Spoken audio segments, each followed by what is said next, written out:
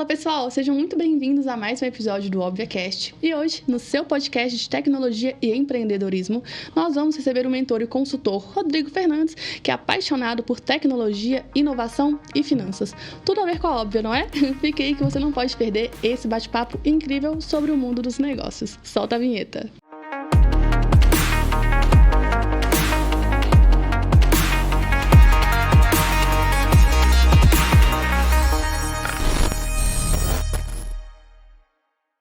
Rodrigão, seja bem-vindo ao podcast da Óbvia Contabilidade Digital. É um prazer ter você aqui. Você é um empreendedor, né? Um cara voltado aí para a tecnologia. Eu queria saber de você, a primeira pergunta que eu te faço, é quem teve a brilhante ideia de colocar esse nome Rodrigo em você? Olha, pessoal, em primeiro lugar, muito obrigado pelo convite, muito bom estar aqui com vocês. Olha, a história que meu pai conta era que era o meu tio, que tinha um amigo que chamava Rodrigo. Mas acho que todo mundo teve essa ideia genial aí, na década de 70, mais ou menos, né? A barba branca aqui, porque eu estou pintando de branco. Exato, você tá igual o meu cara. Mas foi a moda da época, né? É verdade. Eu costumo dizer o seguinte, que na minha escola, quando alguma menina via algum menino bonito, era só chamar de Rodrigo que ele olhava. Mas é uma alegria ter você aqui. Eu queria começar te perguntando o seguinte, você morou 5 anos no Canadá. Você foi para lá em 2016. Exatamente. Né? Na sua volta para o Brasil, de 2016 para cá, eu queria saber se teve alguma mudança na parte de tecnologia de quando você saiu para quando você voltou. Tá, bacana. Olha, eu fiquei lá de 2016 a 2021, né? Foi um pouquinho mais de 5 anos. Olha, na parte de tecnologia... Pode parecer estranho hoje em dia, né? Mas a diferença de nós para eles é muito pequena, na verdade, quase nenhuma, né? É mesmo? Porque o mundo é todo online, né? Então, os livros que saem, os artigos, as pesquisas, as ferramentas são as mesmas, né? No entanto, eu fiquei muito impressionado quando eu voltei para o Brasil depois de 5 anos no sentido de mercado, tá? Especialmente no mercado que eu estou, né? Que é o mercado de tecnologia, de startup, de venture capital, desse tipo de coisa. Foi um período que fez muita diferença, sabe? Quando eu saí daqui, uma notícia de investimento de 5, 10 milhões de startup era uma grande notícia. E quando eu voltei, né, em 2021, a gente começava a falar em 50 milhões, 10, 100 milhões, 500 milhões, como tem empresa de Belo Horizonte mesmo, tem 2 aqui, né, que receberam aportes nessa faixa. Então, por um lado, a tecnologia não, mas o mercado, acho que a gente teve um desenvolvimento muito interessante nesse tempo. Né, cara? Eu fico imaginando, porque a gente fala que você foi em 2016, né? Nessa época já tinha o iFood, essas coisas, não, né? Tinha muito pouco, né? Devia estar engatinhando. Sim, era bem no início. Os market delivery, alguns outros assim, estavam iniciando. Meio que iniciando. Hoje em dia, quase tudo é digital. Muito louco isso, né, cara? É verdade. O Covid também teve uma influência grande. Teve. Sim, muito. Fez a gente avançar mais rápido do que a gente imaginou que iria avançar, né? Isso é verdade. Você é o homem das startups, né? Eu queria que você me desse uma definição, porque às vezes as pessoas que nos assistem, tem muita gente que é mais velho, né? E que não tem essas informações. Eu queria que você fizesse uma definição do que seria uma startup. Tá, legal. Eu acho que a definição mais simples de startup é o seguinte: é um negócio baseado em tecnologia e que tem potencial de ser altamente escalável, tá? Agora, essa palavra escalável, vale a pena a gente conversar um pouquinho melhor sobre ela. Sim. É verdade. Porque ela tem 2 sentidos, sabe? Você tem uma escalabilidade, vamos dizer, tecnológica. Eu tenho um sistema que aguenta ter, enfim, milhões de usuários, bilhões de usuários, como um Facebook, por exemplo. Mas o que é mais interessante nessa conversa não é a escalabilidade tecnológica, é a escalabilidade do modelo de negócios, tá? Porque o que acontece é que, em geral, né, na maior parte do que a gente chama de startups, você constrói ali, por exemplo, um software e para cada novo usuário que você tem um custo marginal, um custo a mais que se aproxima de zero. Quando a gente olha isso com um olhar, né, da economia tradicional, né, de indústria, de serviços até mesmo, é algo meio absurdo. Né? Eu trago um cliente a mais, imagina, uma indústria. Você faz mesas. Eu vendo uma mesa a mais e meu custo é praticamente zero. Pô, isso não faz sentido. Mas no mundo da tecnologia, isso é algo normal. E é exatamente esse fator que fez com que hoje, né, das 10 maiores empresas do mundo, sei lá, 8 ou 9 sejam de tecnologia, né? Porque quando essa fórmula dá certo, ela é mágica, né? Sim, você tem algo ali que você falou, olha, eu posso crescer, minha receita cresce e meu custo não cresce. Sim. Né? Claro que sua despesa, né? Seu GIA, vamos usar uma linguagem aqui, né? Da administração, da contabilidade, o próprio P&D, né? Pesquisa e, né? Desenvolvimento, tem que crescer naturalmente, mas o custo direto mesmo não cresce. Mas é interessante reparar também que a gente tem... bem, esses conceitos são fluidos, né? Eles não são muito exatos, né? Eles não estão na literatura. Mas quando você pega uma empresa, por exemplo, como a Spotify, ela não pode ser considerada escalável nesse sentido. Ela é escalável tecnicamente, mas o que acontece com ela do ponto de vista financeiro? A cada novo, sei lá, R$10, R$100 que entra no Spotify, 80 vai direto para as gravadoras. Certo. Sim. Isso é exatamente o contrário de um negócio escalável. Sim, eu quero que meu custo fique fixo e a receita cresça. Na Netflix, não. Você tem um conteúdo ali que ele produz ou licencia e a cada usuário a mais, aquilo é lucro na veia. Então, uma empresa como a Spotify, que não é escalável financeiramente, né? Ela acaba sendo chamada de startup também, por toda a cultura da empresa, por ser tecnológica, etc. Mas o mais interessante é quando a gente olha para um negócio que tem a escalabilidade tecnológica e financeira ao mesmo tempo, para a gente dar esse nome de startup. Entendi. E por exemplo, vamos dizer assim que... Eu estou falando para a pessoa que está querendo entender um pouco sobre esse assunto. Leiga, né? Vamos dizer assim, a diferença de uma empresa convencional para uma startup, por exemplo. Vamos dizer que eu tenho uma empresa, uma construtora. Aí eu vou lá e compro um trator que custa R$1 milhão, por exemplo. Então, quer dizer, eu tenho uma empresa que eu tinha um dinheiro no banco, que eu gastei R$1 milhão com o trator e o trator está lá me rendendo. Cada cavada que ele dá lá, ele me dá um dinheirinho. Perfeito. Não é isso? E a startup, por exemplo... eu estou com uma turma lá que elas de repente vão desenvolver um software, alguma coisa, e aí? Eu gasto R$1 milhão, como é que é isso? Pois é, essa questão é muito interessante, sabe? Muito pouco observada, assim, pelos analistas, né, que vão ver as finanças dessas empresas. Na verdade, já virou lugar comum, né, a gente falar, por exemplo, a Uber é a maior empresa de transporte sem carro, o Airbnb é a maior empresa de hospedagem sem ter um quarto. Isso. Olha, na verdade, gente, isso é interessante reparar, mas é muito relativo, sabe? Porque, assim, o Uber, ele tem um prejuízo acumulado de mais de $30 bilhões. Então, o fato daquilo não ter ido, aquilo ter se tornado uma despesa, né? Ao contrário da compra do caminhão, e não ter se tornado um ativo realmente tangível... Olha, é vantagem em alguns aspectos. Poxa, ele não tem nenhum carro. Mas em outros aspectos até é uma desvantagem. Sabe? Aquilo ali ele gastou. E se amanhã, por exemplo, se o modelo de negócio deles não tivesse dado certo, aquilo valeria rigorosamente nada. Sim. Né? Numa construtora, isso ainda seria uma massa falida. Sim, teria algum valor ali dentro. Então, há uma certa ilusão de que o fato de que o seu investimento vai para o intangível significa que o investimento é pequeno, é leve. Não é bem assim, sabe? Isso a gente tem que olhar com certo cuidado. Porque a impressão que passa, muitas vezes, é que numa startup, igual você acabou de dizer, né? Você investe ali, sei lá, R$1 milhão para a criação de alguma coisa ali dentro. E aí você faz um trabalho, faz uma imersão, gasta o dinheiro, enfim, aí chega lá na frente, não deu certo. Não deu certo, então acabou. É isso mesmo, tudo que eu investi sumiu, desapareceu, né? Startups muitas vezes são 8 ou 80. É muito isso, né, cara? É por isso que às vezes é difícil um investimento de um anjo, alguma coisa assim? Pois é, por isso que é difícil o investimento, porque ele pode perder tudo, né? Que no mercado se chama write-off, né? Que você passou a régua, ele acabou aquilo. E ao mesmo tempo é por isso pela potencial que você tem nesse tipo de negócio que escala tanto e que tudo que entra como venda se torna praticamente lucro, que é uma área que talvez seja o que tem mais investimento disponível no mercado. Sim. Então, se por um lado é difícil, por causa do risco, né, o chamado venture capital, né, que no Brasil, né, em português se fala capital de risco, que é uma tradução meio conservadora, vamos chamar assim, né? Porque venture é tipo empreendimento, né? Então, capital para empreender. Perfeito. E aqui a gente chama de capital de risco. É de risco mesmo.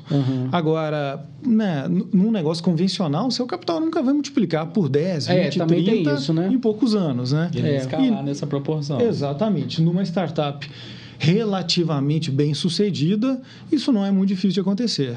É verdade. Porque a gente, comentando aqui, por exemplo, se você investe R$100 para chamar um cliente, não é isso? E aquele cliente, em 10 meses, te dá 1.000, isso é um puta investimento. Isso você tocou num ponto muito importante, que é o seguinte. Quando a gente cria um negócio na economia real, ele está fisicamente em algum lugar, né? Ele está num shopping, está na rua, está na Praça 7. Isso, tangível. Intangível, né? Então, ele está respeitando aqueles famosos 5 P's do marketing, né? Que é posicionamento, praça. Isso. Agora, quando você cria um negócio virtual e coloca ele na internet, se você parar por aí, ninguém vai comprar de você. Sim. Se você você cria um negócio e coloca num shopping de primeira linha, alguém vai comprar de você. Isso. Não quer dizer que vai ser um bom negócio, mas alguém vai passar na porta e comprar. Sim. Na internet, não. Na internet, ele vai estar perdido em algum campo da internet e aí a sua lógica muda.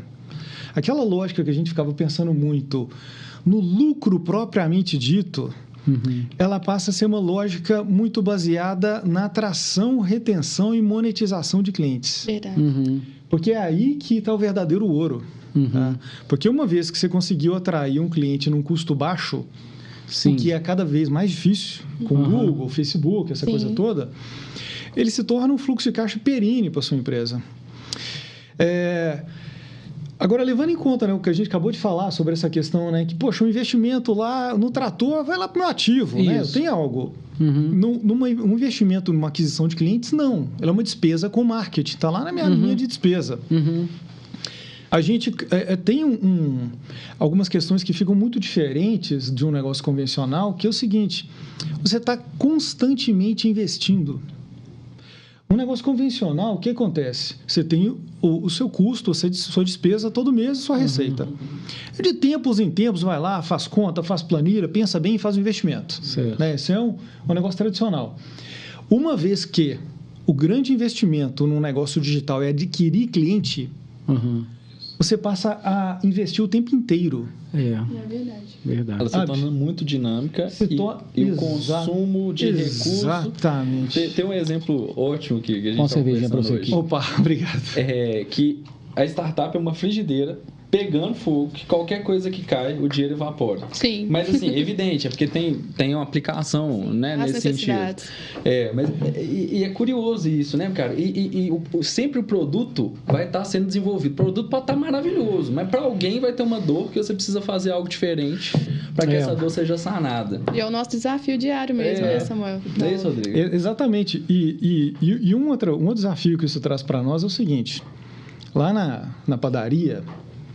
Você tem receita, despesa, você faz a continha no final do mês. Pode ser até um livro caixa. Isso. Cara, se sobrou, tá bom. Se faltou, tá ruim. É isso mesmo. Não tem. É isso, não tem meu pé me dói, não. Não tem. Você pode inventar 1 milhão de análises, tá? Mas basicamente é isso. Num negócio desse, que você está constantemente investindo, essa lógica não faz sentido mais. E agora, o que eu faço? Pô, peraí. Desde que o mundo é mundo, eu vejo se o negócio é bom, se está sobrando dinheiro na última linha ou não tá sobrando. Cara. E agora, o que eu faço? Mas tem formas da gente resolver isso, sabe? O que a gente precisa fazer é entender, em primeiro lugar, alguns conceitos até básicos, assim, qual que é a nossa margem de contribuição? Para começo de conversa, se você não está com uma margem de contribuição bastante elevada no negócio digital, tem alguma coisa de errado. Tá? Isso é uma característica muito, muito própria de qualquer startup também. Margem de contribuição extremamente elevada, 70%, 80%, por aí vai. Outra coisa é você entender que o ideal é você sair de uma lógica de custo fixo e variável, né, que é o que a gente está acostumado em toda empresa. E você ir agora para 3 alavancas. Tá? Custo fixo, variável e custo de aquisição de clientes.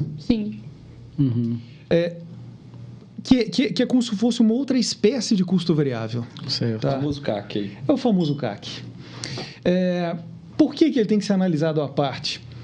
Porque, poxa, ele não pode ser nem visto como um custo fixo por si só, né? Como uma despesa geral administrativa.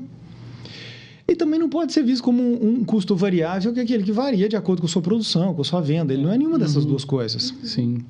Ele é justamente esse investimento que a gente está fazendo o tempo todo. É verdade. E o que a gente precisa entender? Assim como, né, algumas empresas que têm mais maturidade no mercado, tudo, elas fazem um valuation, o que a gente precisa fazer hoje em dia é a gente fazer um valuation desse processo de adquirir e rentabilizar um cliente ao longo do tempo.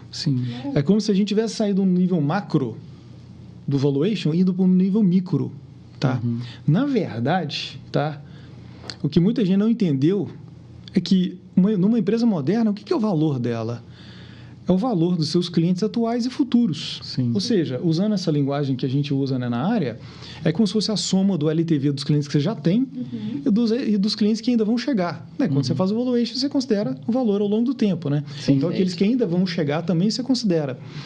Então, olha a importância de entender qual que é o valor do cliente e o retorno que ele está dando para o investimento que você faz nele. É verdade. Basicamente, você está pegando, olha, eu tenho um quebra-cabeça, eu tenho uma pecinha aqui, e que é o valor do meu negócio. Cada pedacinho aqui é o valor de um cliente, é um LTV. E aí, quando a gente, né, faz uma modelagem, né, disso um pouco mais na ponta do lápis, a gente consegue falar assim, olha, se o meu churn mudar de 2 para 1%, por exemplo, o meu valuation meu ponteirinho vai mexer de tal modo. Se o meu ticket médio, minha margem de contribuição, o meu tempo de vida do cliente mudar, o meu valuation vai mexer de tal outro modo. Então, acaba que, assim, o próprio valuation e essas alavancas, né, que são muito ligadas ao cliente, é que precisam ser um novo parâmetro para essas empresas trabalharem, sabe? Principalmente aquelas que têm em vista uma saída, né, um exit, né? Que é fazer uma venda do negócio de algum tempo. Porque desse pessoal, ninguém quer colocar dinheiro no bolso. A pessoa quer comprar um negócio por X e vender por 10, 20, 30 X. Exatamente. Ele não quer fazer distribuição de lucro no final do mês. O objetivo não é esse. Então, se a gente não entender esses conceitos, a gente realmente não tem como administrar uma empresa moderna. Tá? A gente corre o risco de achar, por exemplo, que uma empresa que está dando lucro é boa, sendo que muitas vezes é um lucro de má qualidade, é um faturamento ruim, são clientes que não estão ficando, não tem sustentabilidade, e uma que está dando prejuízo naquela foto que você tem do mês é ruim. Mas, na verdade, ela está com o pé no acelerador e o negócio é bom. Entendi. Sabe? Então, meio se a gente não quebra essas coisas, você não enxerga, não entende. Não, é uma quebra de paradigma. É um lugar comum do caramba falar isso, né? Quebra de paradigma.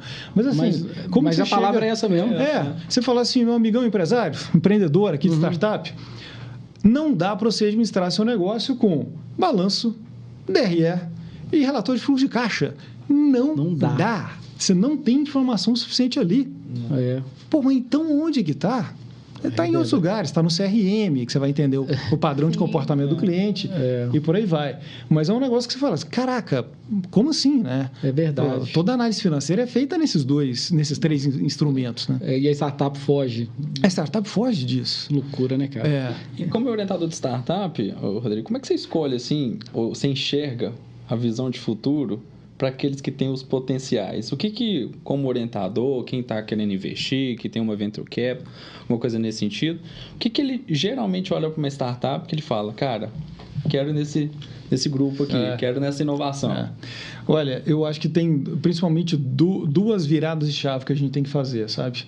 A primeira delas é a gente parar de pensar, como a gente falou rapidamente aqui, sobre o valor, sobre o lucro que teve naquele mês, e pensar mais em lucro gerado ao longo do tempo. Sim. Eu acho que essa é a primeira delas. Então, porque se a gente está sempre olhando para a fotografia do passado, poxa, esse mês eu trouxe 1.000 novos clientes para o negócio, cada um vai me dar R$500 por mês. Pô, gente, nos padrões contábeis, na norma, né, no cânone, isso não pode ser um ativo. Mas num pensamento estratégico, isso é obviamente um ativo da empresa. Porra, eu tenho lá não sei quantos clientes me dando tanto todo mês. Pô, isso é uma coisa que você pode até negociar, você pode vender, sim, sabe? Pô, o que pode ser mais bem caracterizado que um ativo do que algo que te gera um fluxo de caixa contínuo mês após mês, que você pode trazer a valor presente e colocar um valor naquilo. Sim. Principalmente se você trabalha com recorrência. Exatamente, exatamente. E o segundo fator é justamente entender essa lógica de CAC e LTV. Ou seja, quanto que eu custei para trazer, quanto que me custou para trazer esse cliente para dentro de casa e quanto que ele vai me gerar ao longo do tempo. A regra do dedão do mercado é que esse múltiplo tem que ser de pelo menos 3 vezes. Mas isso é uma média, tá? Sim. Isso tem que analisar outros fatores. Então, basicamente você está falando assim, olha, cada R$100 que eu coloco aqui para trazer clientes, eles me geram de valor ao longo do tempo, não é naquele minuto, não é naquele mês, R$300. A partir disso, a gente entende que tem um bom retorno ali. Por último, tem um fator também bem tradicional, mas que não pode ser esquecido, que é o custo fixo, né? Se de repente você tem um excelente retorno, mas aquilo vai tudo para um custo fixo que está muito inchado, aí não adianta. Né? Não vai sobrar nada, nem no presente, nem no futuro. Mas eu acho que são principalmente esses dois fatores aí que a gente precisa olhar. Legal, show de bola. E você... perdão, gente. Não, pode perguntar. E você tem uma trajetória incrível, né? Com diversas experiências em várias áreas. Eu queria saber como é que você conseguiu integrar, justamente como eu citei, né? Seus conhecimentos com finança, tecnologia e inovação ao longo da sua carreira, né? Como que isso faz parte do seu dia a dia hoje? Cada uma ali no seu devido lugar. Acho que foi algo que foi acontecendo meio naturalmente, sabe? Eu fiz técnico em contabilidade, eu fiz ciência da computação. Olha, que legal. Aí eu fui empreender e naturalmente, nas empresas que eu estava, eu era sempre a pessoa responsável por essa parte financeira. No dia seguinte que eu saí do meu curso de ciência da computação, eu parei de programar. Realmente, assim, eu gosto muito desse mundo, mas a programação mesmo, a tecnologia, né, como atividade assim, do dia a dia não era para mim. Então, como eu fiquei sempre assim, nessa interseção, nesse mundo, eu fui cada vez me especializando mais. Eu confesso que assim, a primeira vez que eu tive acesso a esses conceitos que a gente está falando aqui, de LTV, enfim, vários outros... eu tive uma certa resistência, sabe?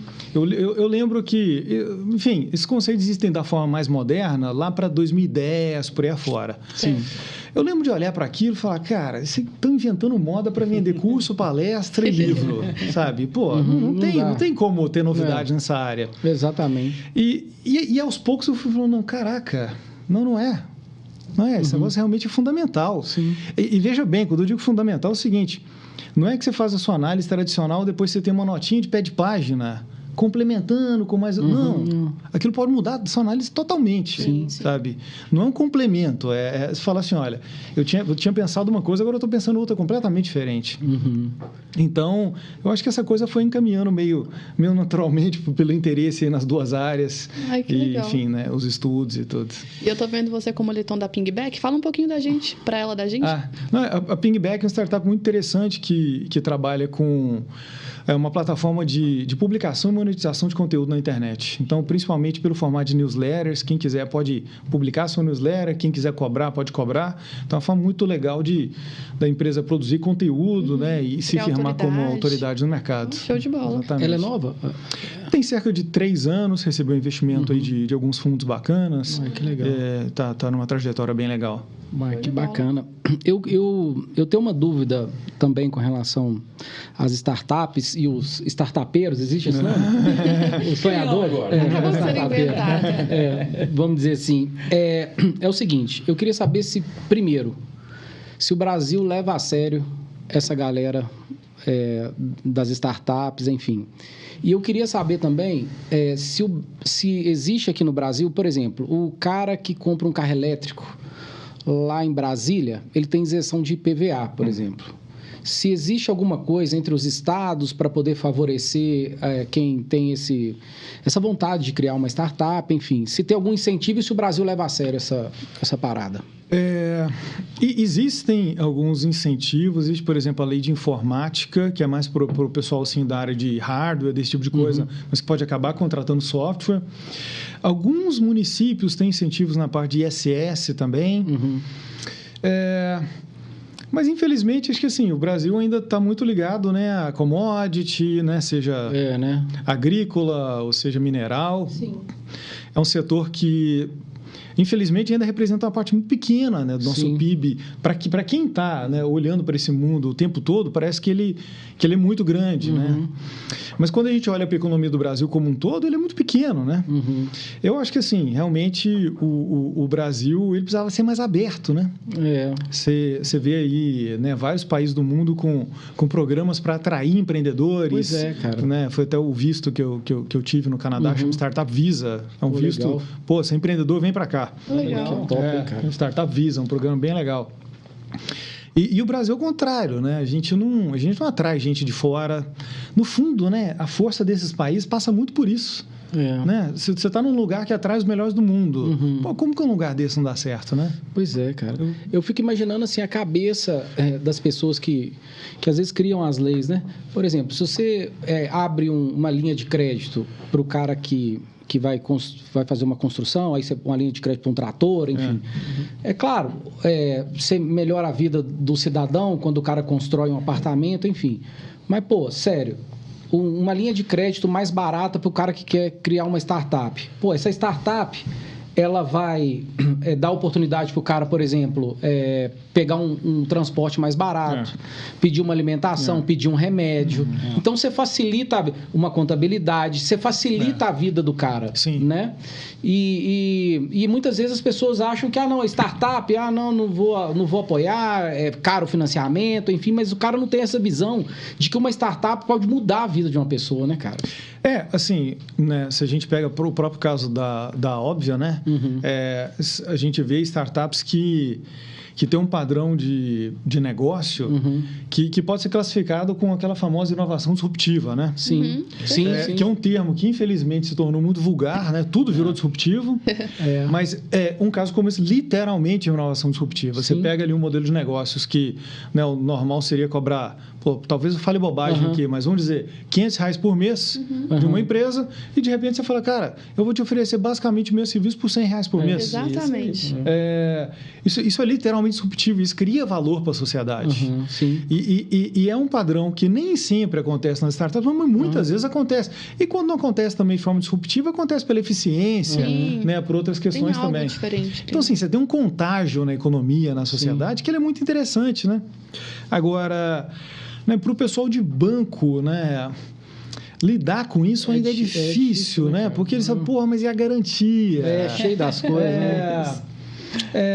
Mas de repente o próprio governo, sei lá, BNDES, não sei. Precisava, né, de algum modo, ter mais abertura para isso, né? Felizmente, né, o Venture Capital no Brasil cresceu muito nos últimos anos, né? Então, existe um pouco mais dessa opção. E lá fora existem algumas linhas um pouco diferentes, assim, que é, por exemplo, olha, eu vou te ajudar, vou financiar a sua aquisição de clientes aqui nesse período. E o colateral que você vai estar para o banco, né, a garantia, entre aspas, é a receita que vai ser gerada por aqueles clientes durante um tempo. Então, acaba que é bom para as duas partes, né? Porque depois que foi pago, né, aquela dívida ali, o cliente continua gerando né, lucro para você e para o banco ele consegue amarrar de algum modo assim, falar, porra, eu também não posso entregar e esse dinheiro some completamente. Né? No mínimo, eu estou caracterizando aquilo como uma carteira de clientes que gera um fluxo de caixa. Né? Então, é um modelo, por exemplo, novo aí que tem aparecido. Pensando nisso que você está falando de linha de crédito, algo nesse sentido, o Rodrigo atuou tanto em instituições privadas quanto públicas, não é isso? Uma parte do tempo foi mais instituição privada. Mesmo, em startups e tudo. Assim, evidente, a pública tem uma questão um pouco mais burocrática e tal, mas a gente não consegue ver, pelo menos eu não consigo enxergar isso, que existe uma questão de inovação voltada para as questões públicas.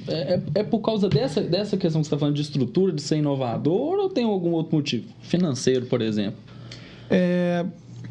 Olha, na verdade, eu não sei, mas assim, a gente realmente não vê prioridade.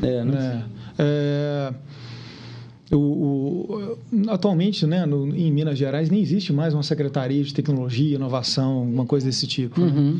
Não estou dizendo que necessariamente a existência de uma estrutura burocrática vai gerar resultado, mas aquilo dá uma dica do nível de prioridade que tem dentro do governo, né? Sim, dá uma ideia, né?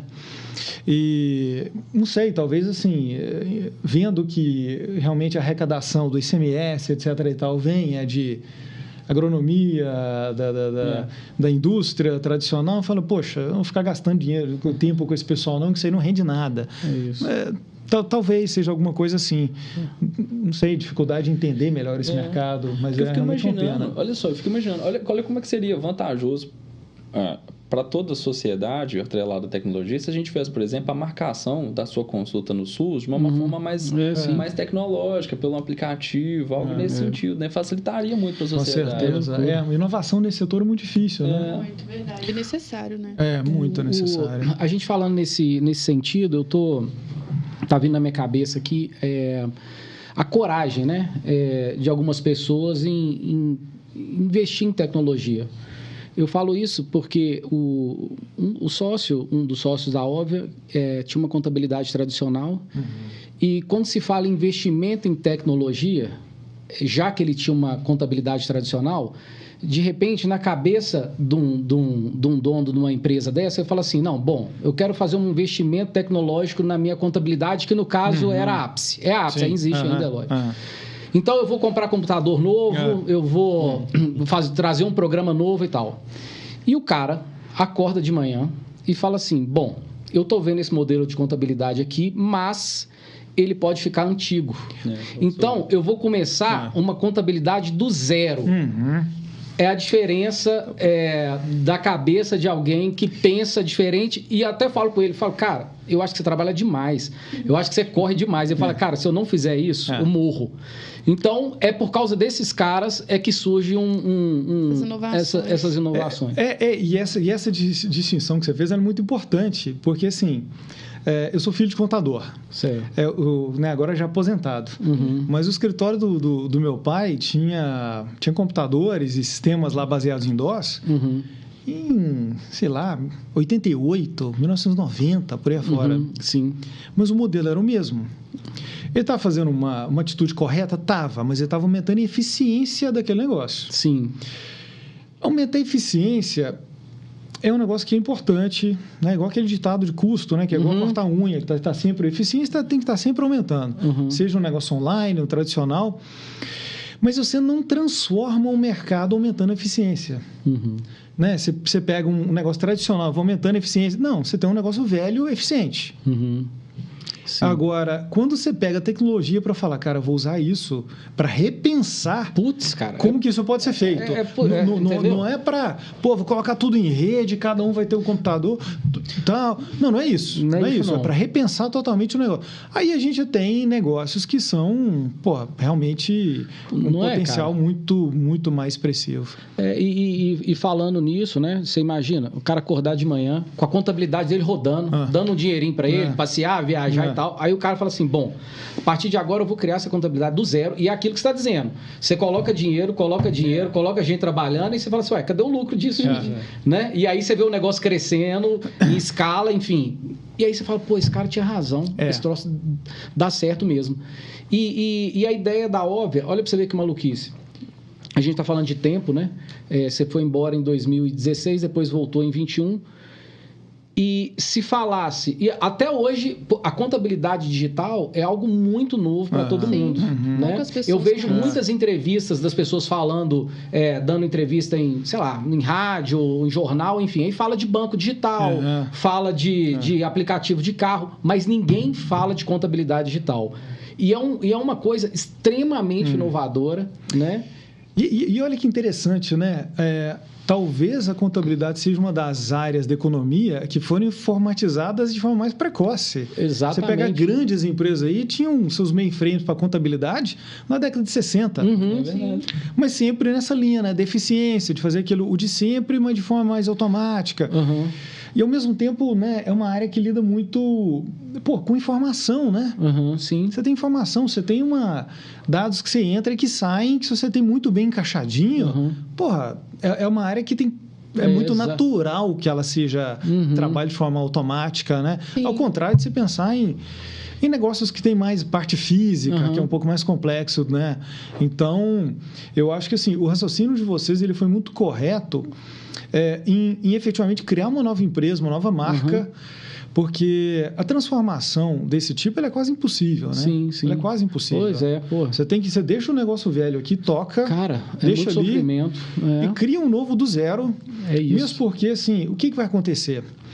Esse negócio, com esse tipo de característica, no começo, ele vai ser muito pouco expressivo financeiramente. Sim. E uma vez que ele vai ser muito pouco expressivo, ele não vai ter prioridade. Sim. Ele vai sumir ali dentro. Agora, não, o negócio é esse. Tá, 100% do negócio é esse. Não é uma areazinha que tem na empresa, uma iniciativa, não. O negócio é esse que tem que dar certo ou que tem que dar errado.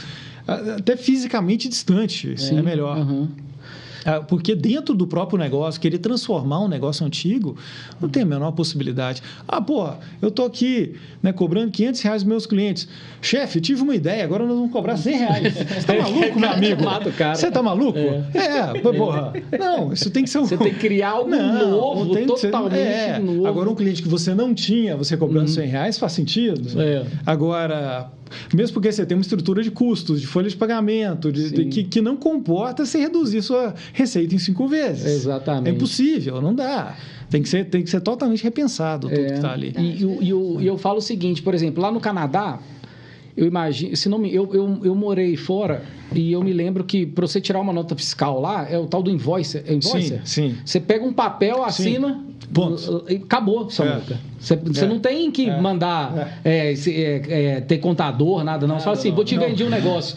Eu anoto num papel e falo assim, aqui ó, e eu vou embora pra cá. Não é isso? Exato. Você pode fazer uma nota fiscal no bloco de notas do Windows. Que vale, no cara. Word, no papel de pão. Do jeito que você quiser. Legal. E não existe nada não existe nada disso. E aí você pega uma contabilidade no Brasil que é extremamente complexa.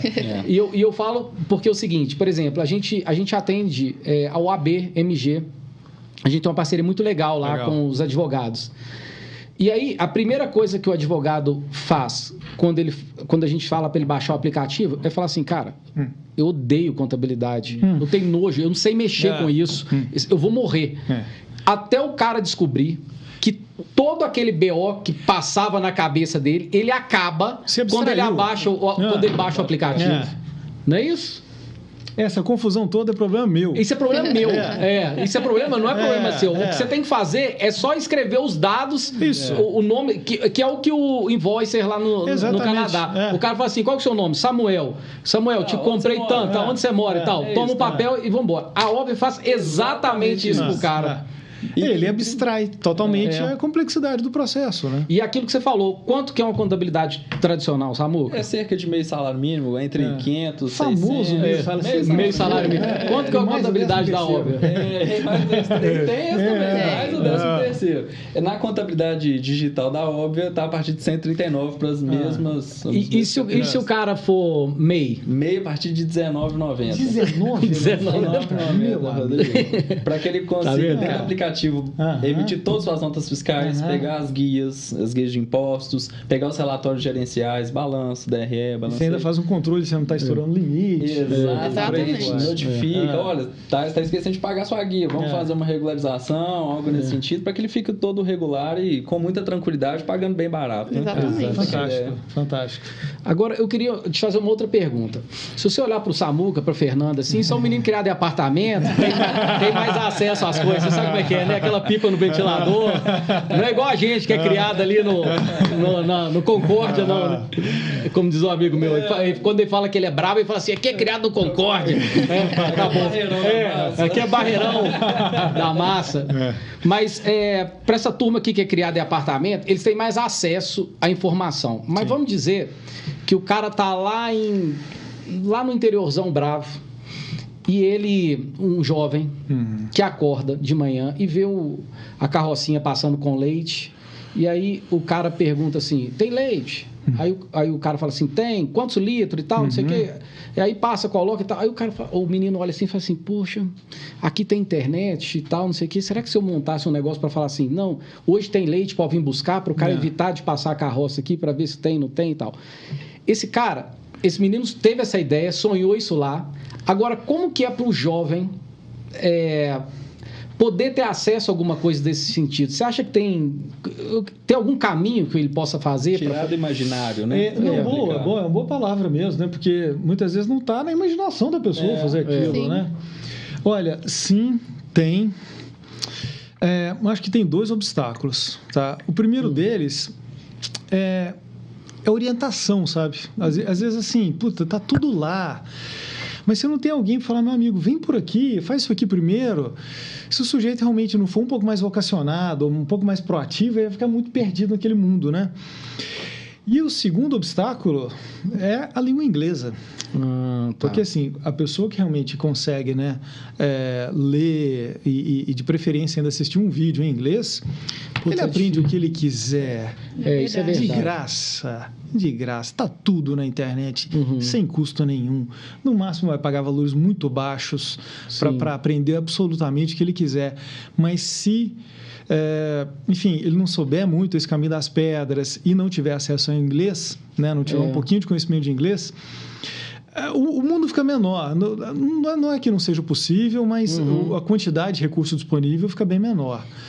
Então, assim, eu acho que, né, 2 coisas que são importantes, né? Ter um pouco de mentoria, de orientação, né? E outra, eu vi uma notícia semana passada, eu nem entendi se é exatamente isso, mas parece que o inglês não vai ser mais obrigatório no novo ensino médio. Você está brincando. Não sei se ouviram falar disso. A gente já pensa o contrário, né? Tipo assim, fala assim, cara, já impacta bastante. Tem o CCA aí, tem o FISC, pega os meninos da escola pública, paga o FISC para pôr o menino lá dentro. Não é assim, isso? Hoje em dia, né, um moleque de 20 e poucos anos que se vira bem com o inglês e aprendeu bem a programação, o cara tá com a vida resolvida. Isso é verdade. E assim, quanta gente boa, né? Quantos, às vezes até gênios que a gente não tem aí perdidos pelo Brasil, que muito facilmente podia estar aprendendo essas 2 coisas, né? É verdade. É verdade. A gente mata talento. Eu fico imaginando assim, imagina para um cantor sertanejo que está lá no interior, aí ele fala assim, bom, vou pegar, quero ser cantor. Então, pai, você me dá o dia da passagem que eu estou indo para Belo Horizonte, de lá eu vou para o Rio de Janeiro, porque lá no Rio de Janeiro tem. Aí o menino, pai dá o violão, o menino põe debaixo do braço, para em Belo Horizonte, toca 3 músicas na rodoviária, pega uma graninha, come, entra dentro do ônibus, Rio de Janeiro, chega lá, rodoviária, hotel, canta mais um hotel, para na porta de uma gravadora, enfim, tem um caminho, mais ou menos, para na porta do Faustão, do Silvio Santos, canta 3, 4 músicas. Então, você está me dizendo que para um menino lá do interior, que tem um sonho de repente ir para o Vale do Silício algum dia na vida, enfim, mesmo sem condição financeira, o primeiro passo é tentar de alguma forma aprender um inglês ali. Eu acho que sim. É o violão. Primeiro, o violão dele é o inglês, é isso? Sem dúvida seria um dos primeiros. Sem dúvida. E de preferência conseguir um mínimo de orientação, né? Porque assim, dá para aprender tudo sozinho. Porra, dá, mas é difícil. Né? Fala, por exemplo, para quem vai para programação, cara, começa aqui aprendendo HTML, CSS. Isso. Depois pega uma linguagem tipo Python. Então, JavaScript. Porque, assim, sabe, dá para aprender. Tem gente que está aí, que tem acesso à internet, tem tempo disponível. Sim. Mas eu acho que, assim, tendo um pouco dessa orientação, né? Muitas vezes quem tem um pouco mais de experiência, né? Já passou por isso. De modelo, né? Talvez o ideal até que essas coisas aparecessem um pouco mais na televisão, não sei, pois né? Cara. Eu fico tentando entender por que isso não é tão divulgado. E a gente fala isso porque lá na Óbvia, por exemplo, para contratar alguém da área de tecnologia é um sofrimento, né? Não é isso? É um sofrimento. O cara não... desafio. É um desafio. É como se você tivesse que na NASA contratar um cara, porque... Pedir pelo amor de Deus, me ajuda. Tem até um caso interessante que o menino foi oferecido um bom salário para ele trabalhar e ele morava na Pampulha E aí ele disse assim, eu topo, mas eu topo se incorporar o valor do transporte junto ao salário. O salário era bom, mas ele queria mais o transporte, que não era um transporte tipo, eu pego 2 ônibus. Não. Tem que ser Uber, porque hoje a gente pegava 50 ônibus para ir trabalhar, não é isso? Na chuva, enfim. Né? E hoje não pode mais. A tecnologia aí. Exatamente. Aí... dizemos, não, ok, você tá aceito a sua proposta. Tudo bem. Então amanhã você tá aqui? Tô. Aí no outro dia, liga 1 vez, 2 vezes, 3 vezes, o cara não atende. Na quarta, você desculpa, não, o pneu do carro, no dia que eu fui, desculpa, furou e tal. Não, então você vem amanhã? Vem. Isso tem uns 3 meses, né? Tem, que a gente... Até hoje. Tem uns 3 meses. Assim, é até um negócio delicado, né? Mas... sempre, né, houve gente mais responsável e gente menos responsável. Mas às vezes realmente dá a impressão que tem tido uma quantidade maior de jovens assim pouco comprometidos, né? Não sei, pode ser uma impressão, mas enfim, acho que é uma impressão que é compartilhada por muita gente. Não sei se a facilidade também que a gente tem por muita coisa hoje em dia, né, a vida ser mais fácil em alguns aspectos. Pode ser, porque eu me lembro quando jovem, a gente queria ter um carango, né? A gente queria ter pensava assim, um dia eu vou casar, eu quero ter uma caixanga para morar com a minha família, para os meninos brincar e tal, um espaço legal. Parece que... Hoje está tudo meio fácil, né, cara? Então o cara fala assim, eu moro na casa da minha mãe, é bom pra caramba. Tem Nescau todo dia de manhã gostoso, não é um suco de laranja gostoso pra caramba. Aí ele olha pro lado e fala assim, se eu for morar junto com essa menina, ou vice-versa...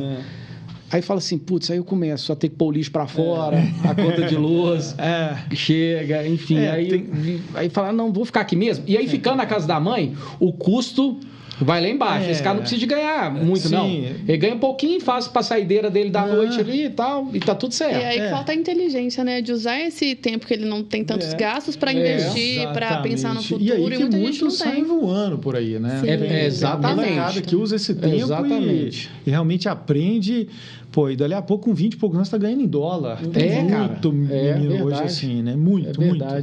Na verdade, por um lado, uma coisa fantástica, por outro lado, foi até um problema para as empresas brasileiras, né? Sim. Porque a gente ganha uma concorrência do mundo inteiro. O mundo inteiro veio buscar profissional aqui, né? Principalmente do Covid para cá, né? né? Pagando em dólar e tudo. Então, o mercado brasileiro acabou sendo inflacionado por isso. Mas, assim, a oportunidade está aí. Quem se dedicar realmente vai se dar muito bem. Essa questão do Covid, você está falando aí, e ela foi uma mudança de hábito brutal, né? Para a parte de tecnologia, né, cara? Foi sim. Em alguns setores, a gente vê que a curva ela voltou ao que estava antes, sabe? Por exemplo, e-commerce. Ela tinha ali um crescimento de entre 2% e 4% ao ano, mais ou menos, de penetração no mercado. Ela explodiu e agora ela voltou basicamente onde ela deveria estar se nada tivesse acontecido. Então, em alguns aspectos, foi meio que um soluço, né? Mas que depois voltou ao normal. Mas em termos de comportamento, eu acho que muita coisa mudou e ficou. Né? Hoje em dia, né, muita gente fala assim, não, eu só trabalho, sou remoto. Sim. É verdade. Então, né, se algumas coisas voltaram ao que eram antes, né, o padrão, né, o uso de e-commerce, por exemplo, outras parece que ficaram, né? Foi assim, olha, acostumei, gostei desse novo modelo e algumas pessoas não abrem mão mais, né? A própria questão internacional, né, que a gente estava falando, né, de contratar fora do país e tudo. Era algo que era muito excepcional até 5, 10 anos atrás. Agora já tornou algo, uma opção normal. Não, eu trabalho aqui, eu trabalho fora. Ninguém se impressiona com isso mais, né? Você sempre... com essa parte de inovação, eu acho que tem uma parte... É lógico que tem a parte financeira das startups, que são muito legais e tal, mas tem uma parte muito bacana na sua história, que é a parte educacional, né? Você fez um projeto muito legal nesse sentido, né?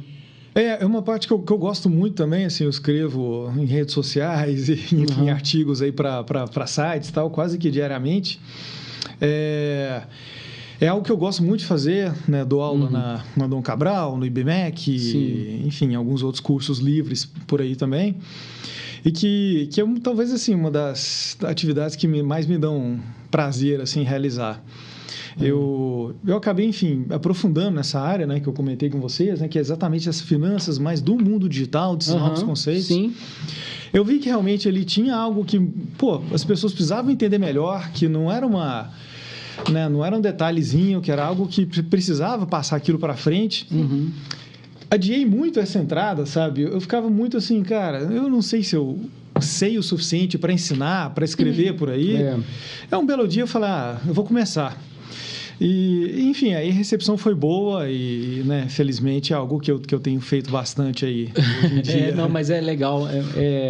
Eu falo assim, né? A gente fala que a gente ganha muito da vida, né?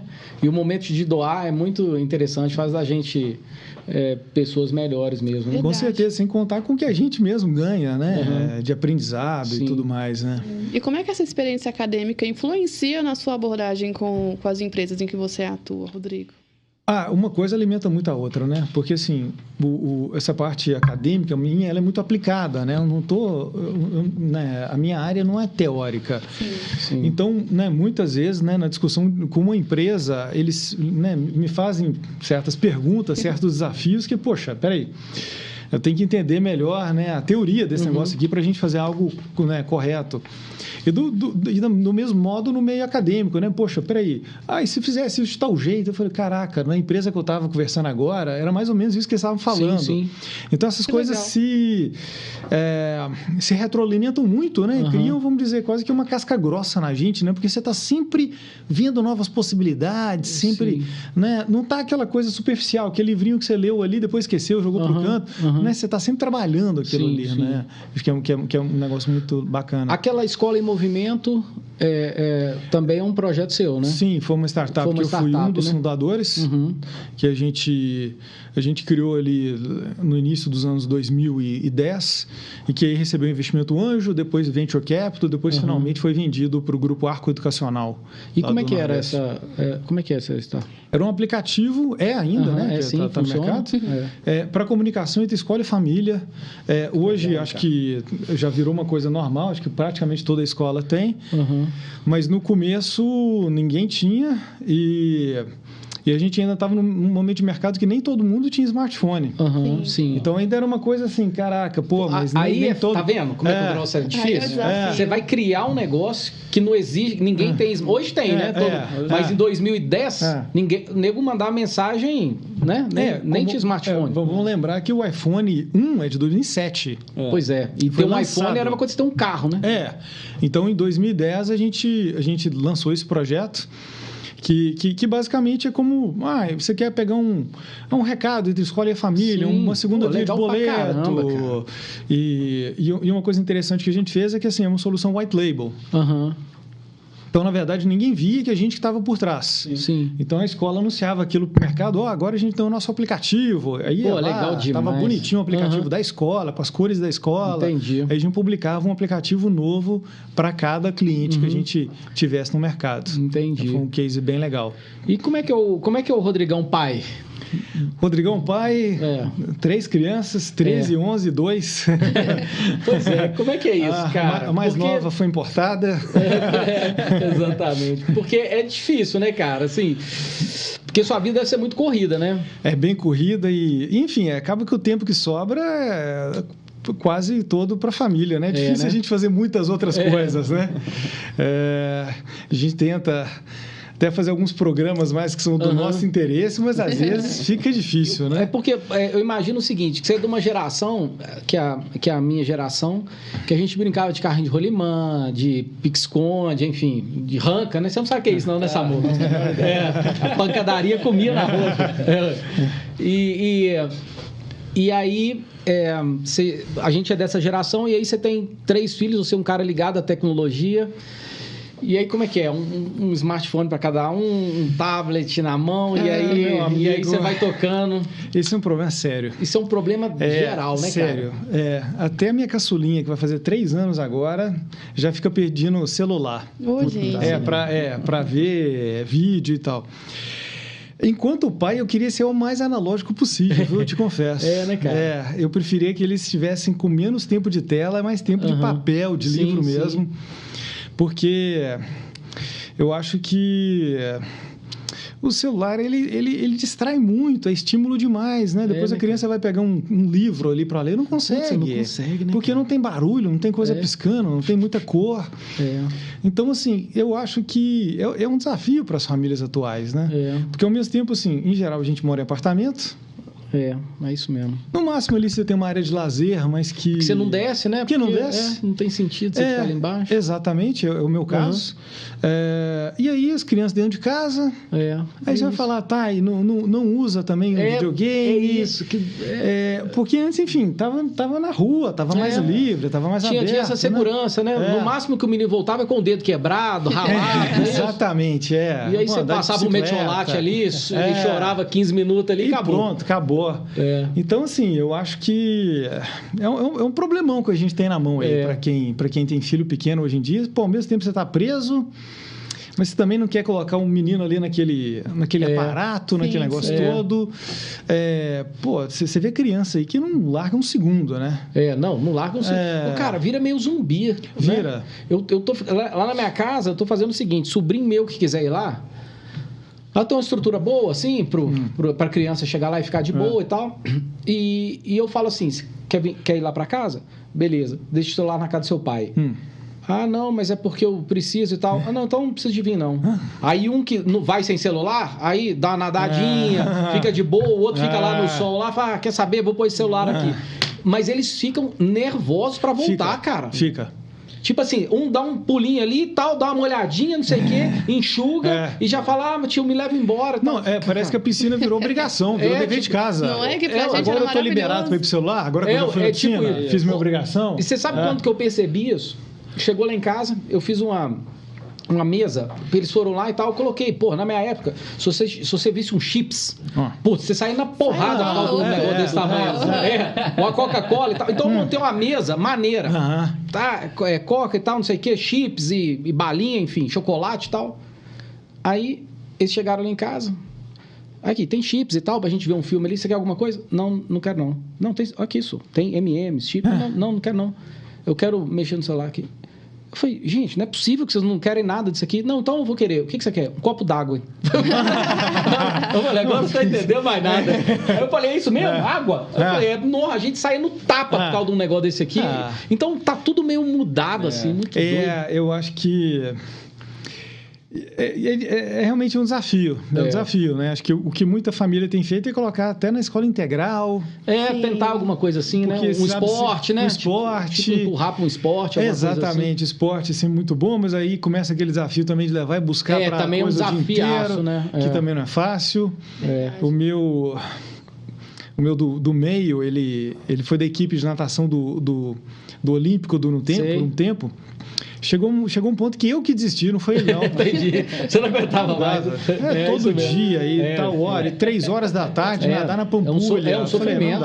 Não dá. E realmente, falando em desafio, Rodrigo, como que você lida com esse equilíbrio entre as responsabilidades como CFO na Pingback, como consultor em outras startups também, né? Professor, pai, como que é isso para você? Nossa, eu não sei se eu estou lidando bem, não. Se vocês tiverem dicas para me dar, eu aceito. É muita coisa, né? Muita coisa. Não, na verdade, eu ando realmente trabalhando muito. Mas eu acho que, assim, tudo que eu faço tem, vamos dizer, da parte profissional tem um núcleo em comum, sabe? Seja colocando aquilo na prática ali na Pingback, seja dando aula, seja escrevendo, eu estou tratando mais ou menos da mesma coisa. Então, aquilo flui com uma facilidade um pouco maior. Não são coisas que eu vou para um mundo completamente diferente. Sim, legal. Enfim, com a família é tentar realmente não levar muito trabalho para casa, mas eu acho que eu tenho falhado um pouco nisso, viu? Todos nós, é um desafio para todos mesmo. Você falou de escrever, Rodrigo, eu particularmente te sigo, te acompanho lá nas redes sociais, sei que você é muito assíduo, né? Legal. E cara, como é que é o uso estratégico das mídias sociais para influenciar essa jornada empreendedora, facilita, não facilita? De fato, aproxima as pessoas ou não? Porque, teoricamente, você está falando com o Rodrigo tal, lá nos Estados Unidos, você pode trocar ideia. Coisa que ele não daria para fazer sem a tecnologia. Mas, de toda forma, a gente também ficar lá sempre, dá uma distanciada. Como é que é isso, cara? Eu acho que facilita demais. Facilita absurdamente. Sim. Assim, quando você começa realmente a mostrar que você tem conhecimento, tem autoridade no que você está fazendo, a quantidade de, no mínimo, vamos dizer, de abertura, sabe? Aquilo provavelmente vai converter em negócios, realmente em realizações assim na sua vida. Mas, no mínimo, falar assim, em aberturas que você tem, que eventualmente pode levar a alguma coisa bacana ou não, é muito grande. É muito grande. Agora, é um trabalho de formiguinha. Tá. É um trabalho para fazer um plano assim de no mínimo de 3 a 5 anos para começar a colher resultados. Sim. Mas ele vem, sabe? Ele vem. Eu acho que seja para pessoa física ou para pessoa jurídica, é um trabalho que vale muito a pena. É verdade. Muito a pena. Assim, tem várias pessoas hoje que eu converso que são, enfim, pessoas muito interessantes, muitas referências nas suas áreas, que eu acabei tendo acesso justamente por isso. Se eu estivesse fazendo meu trabalho quietinho, fechado ali, sem colocar isso para fora, e realmente eu acho que eu deveria ter começado a fazer isso antes, tá? Porque eu acho que o benefício ele é muito interessante. A galera deve ficar curiosa também com essa correria sua aí, porque você tem cara de baterista do Iron Maiden. O que você faz quando você tá de boaça mesmo? Tipo assim, sua mãe pegou os meninos, levou pra casa da sogra, você tá no domingo, colocou pra dormir. O que você faz pra você dar uma desestressada? O que você curte? Leitura, ver um seriado aí na Netflix. Né? Às vezes colocar como se fosse uma sessão da tarde ali, né? Você liga qualquer coisa e vai assistir. Mas gosto muito de ler. Você pratica esporte, alguma coisa assim, ou você é mais caseiro? Eu sou mais caseiro, eu tento praticar algum esporte aí, tudo, mas é bem irregular ainda. Eu fico feliz, assim, de ver pessoas tão inteligentes, assim, saindo de... Você é de BH mesmo? Não, eu sou do interior de Minas, uma cidade chamada Patrocínio. Conheço. No Triângulozão. Isso, Alto Paranaíba. Alto Paranaíba. Pra você ver, né? A gente tá falando de um jovem que sai do interior e vem pra cá, então o seu caminho é bem exemplo disso, né? Então a galera que tá assistindo aí, o jovem que tá assistindo, ele saiu lá de Patrocínio e foi parar lá no Canadá com visto de trampo, enfim. Mas eu digo o seguinte, cara, a gente... Eu achava que você era daqui de BH, que curtia Você é roqueiro ou não? Não, eu não sou roqueiro. Eu gosto. Eu gosto de um rock. Tem o estilo. Mas não sou roqueiro, não. E, enfim, BH já virou minha cidade, que assim, tem tanto tempo que eu moro aqui. Eu vim para cá com 16 anos, recém-completados. Morar em República, no centrão da cidade. É isso, tá vendo? É o caminho mesmo. Muitos anos, enfim, aquela coisa toda. E aí, enfim, já tem bastante tempo. Vou até deixar aqui, vou pular, sabe? Falar quanto tempo que tem, né? Mas hoje já me sinto mais em casa aqui do que lá, né? Embora a terra da gente sempre seja, né, a terra da gente. E eu sempre digo também que quando a gente mora fora, por mais bacana que seja, né? Por mais a questão da segurança, do poder de compra, enfim, mas voltar para casa é bom, né, cara? É muito bom. É muito bom. O que a gente sempre conversava, né, em casa, com minha esposa, tudo falava, olha, se a gente passar o resto da vida aqui, a gente sempre vai ser um imigrante. Isso. É verdade. Sempre. E... Embora, enfim, eu conseguisse me comunicar bem em inglês, o sotaque era óbvio. É lógico. Para a molecada que aprendeu lá, não. Para eles não tinham... Mas para mim, enfim, eu me virava. Trabalhei em várias coisas legais, né, fazia reuniões e tudo. Mas eu era um estrangeiro. Sim. Né? Estrangeiro que, se não me engano, tem a mesma raiz, né, da palavra de estranho. Estrangeiro é aquele que é estranho, sim, né? Estranho ao lugar. E eu acho que... A gente tem essa sensação, sabe? Sim. É como se você falasse assim, cara... É esquisito, né? Exatamente. É como se, Rodrigo, você falasse o seguinte, cara, faz o seguinte, você vem morar aqui na minha casa, você vai ter tudo bom e do melhor. Mas é na minha casa. Mas é na sua casa, cara. Você vai ter café exemplo. da manhã, almoço e janta, tal, você pode usar aqui. Mas, porra, cara, mas não dá. É isso mesmo, é isso. Não dá. É isso. Tem que morar na minha casa, sabe? Eu acho que o melhor exemplo dessa questão de você morar fora é isso mesmo, é você morar na casa de alguém de favor, né? É o sentimento de pertencimento. Mesmo que você seja muito bem tratado naquela casa, tenha tudo do bom e do melhor. A gente estava, enfim, muito bem, muito feliz em certos aspectos lá. Mas esse sentimento, assim, de pertencimento, né? Mas eu vou te falar uma casa que você vai ser sempre bem tratada, além da casa da Óbvia, uma casa que tem ali na Via Expressa, não sei se você já passou ali, depois que você sai de Contagem, você olhando à esquerda, assim, tem um estádio maravilhoso do Atlético lá. Vamos lá. Lá você vai ser muito bem tratado na hora que você for lá. Eu não fui não, mas ainda vou. Isso. Porque eu tô vendo a cor da sua camisa aí, eu tenho certeza que se você passar lá na ponta, você vai ser muito bem tratado. Não, eles vão te abraçar lá. Mas nós vamos chegando, tem mais... Acredito que é isso. Nós vamos chegando, a Fernanda vai explicar aqui o finalzinho aqui. Rodrigo, a gente tem um bate-bola, um ping-pong que nós chamamos de respostas óbvias, tá? Onde eu vou te fazer algumas perguntas aqui pra gente poder brincar um pouquinho mais, beleza? Vamos lá. Eu quero saber da sua maior paixão, como ficou claro pra gente, qual foi o maior desafio que você enfrentou como professor? O maior desafio que eu tenho como professor é tentar realmente fazer algumas mudanças de mentalidade, sabe? Às vezes, como eu trabalho nessa área mais financeira, que tem planilha, tem conta, o pessoal acha que o difícil ali é fazer a conta. Não é, sabe? O difícil é realmente inverter um pouquinho o pensamento para olhar as coisas de um novo jeito. Acho que esse é o grande desafio que eu tenho e que eu sempre tenho o risco de repente, me perder nos modelos, nos detalhes e não conseguir transmitir essa mudança de paradigma que a gente precisa passar para o pessoal. É verdade, faz todo sentido.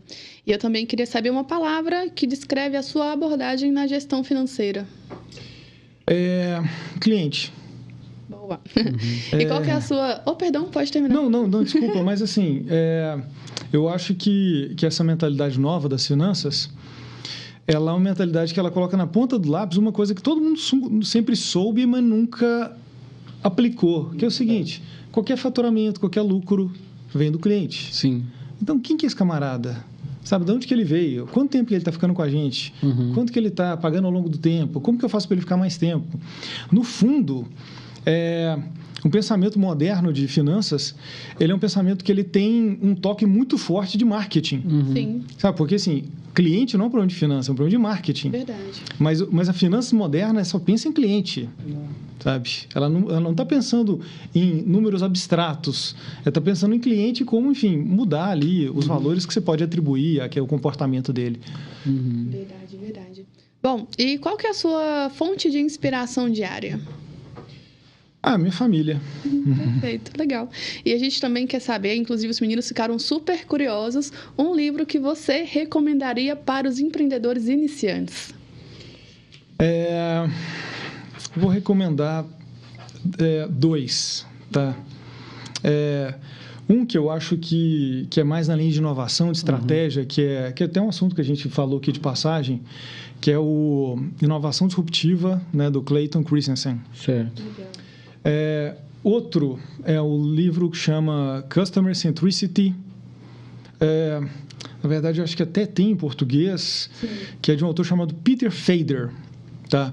Que ele justamente fala sobre essa mentalidade que é centrada no cliente, que é a base dessas novas finanças, sabe? Não é número, não é projeção, não é planilha, é entendimento de como que a gente cria tudo baseado no cliente.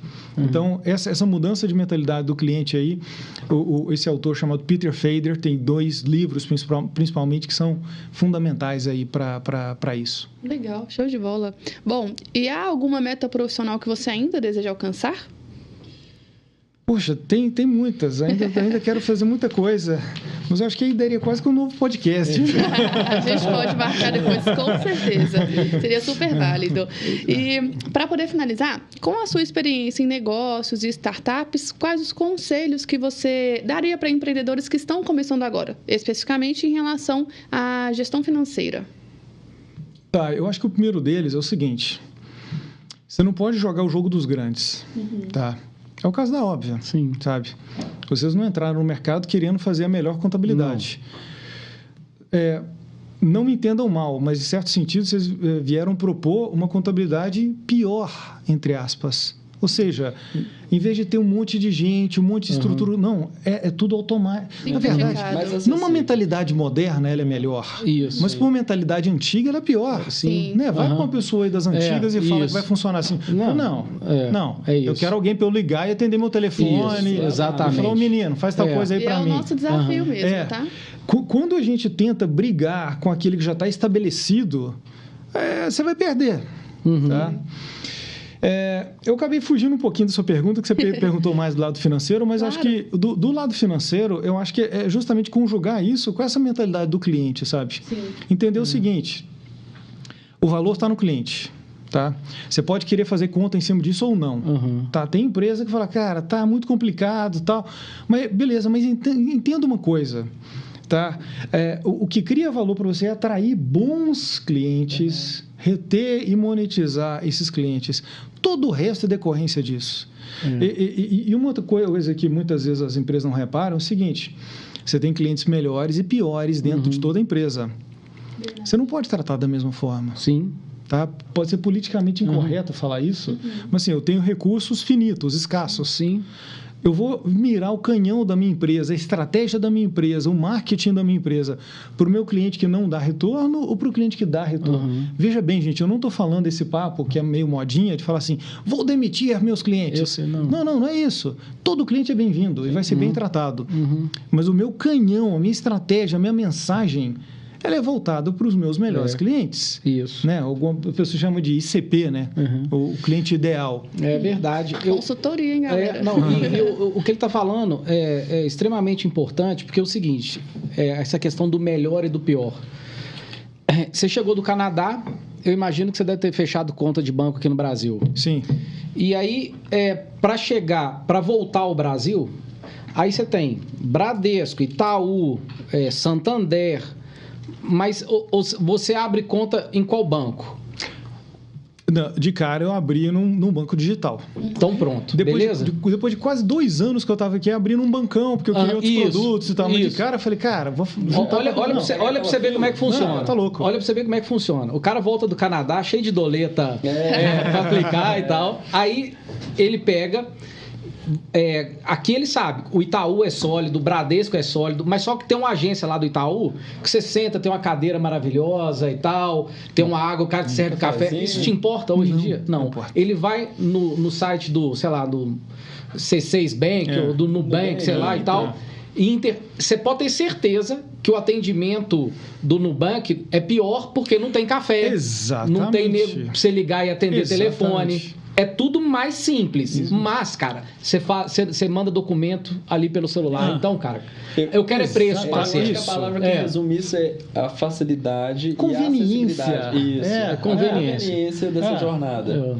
Exatamente. Então, o cara que voltar do Canadá com as doletas pro Brasil, ele tem que abrir a conta no Nubank, no C6, mas a contabilidade dele tem que ser a óbvia e digital. Com certeza. Perfeito. Com certeza. Esse ponto a gente não discute. Verdade. E, Rodrigo, você tá aí bebendo a sua Stella Artois na canequinha da Óbvia? Agora a gente vai te presentear com uma também. Faça as ordens, Samuel, por favor. Opa, muito obrigado. Opa, prazer da canequinha. Pra você beber mais cervejas aí. Não, pode deixar. Inclusive, deixa as suas redes sociais pra galera te seguir. Não, bacana. Eu uso principalmente o Twitter e o LinkedIn, só colocar Rodrigo Fernandes, que vai aparecer lá nessas duas, sem muita dificuldade. Sim. Quem quiser, enfim, mandar alguma mensagem no pessoal, alguma coisa também, fico à disposição. Sempre interessante, né, trocar ideia aí com gente que quer fazer coisa bacana. Exatamente. Maravilha. Muito obrigada por essa entrevista, tá? Com certeza nós e muitas pessoas também aprenderam bastante, viu? É sensacional. Não, eu que agradeço demais o convite de vocês. Eu queria te agradecer também e eu queria te pedir um favor. Você está sempre dando entrevista, você está sempre falando das inovações e tal, e provavelmente alguém deve te perguntar sobre um aplicativo de carro, aí você fala Uber, aí de banco você fala C6, Nubank, enfim. quando alguém falar de contabilidade, coloca a óbvia no seu dicionário lá. Vai estar sempre na listinha, pode deixar. Não é não, Samu? Isso aí. Sempre quando falar, tem um banco e tal, mas tem contabilidade hoje também. Tem uma digital. Coloca lá que a gente vai ficar feliz. É um exemplo que tem que ser lembrado mesmo como inovação. Não, e eu te falo isso, primeiro porque você gosta dessa parte de inovação, e eu percebi que você é um entusiasta mesmo. Então, você tá aqui hoje nos dando batendo esse papo com a gente aqui, mostra que você é um cara desprovido de vaidade, enfim, que realmente quer ver a inovação crescer mesmo. Então, é um pedido aí de coração para não esquecer da gente, não. Pode deixar. Eu acho que é interessante que, assim, vocês são pioneiros. E o Brasil é pioneiro nisso, viu? A gente não vê muita coisa desse tipo lá fora, não. Para bem ou para mal, talvez por o Brasil ser muito complexo, abriu esse espaço, tudo, mas realmente é algo que realmente agrega valor absurdo para as pequenas empresas. Legal, obrigado. Maravilha. Bom, e você que acompanhou a gente até aqui, muito obrigada. Já siga o Rodrigo nas redes sociais, siga a Pingback também, a Óbvia Contabilidade. Já curte o vídeo, né? Deixa aqui nos comentários o que você achou desse bate-papo muito legal sobre o mundo dos negócios, que é super importante para muita gente, tá? Muito obrigada e até o próximo ObviaCast.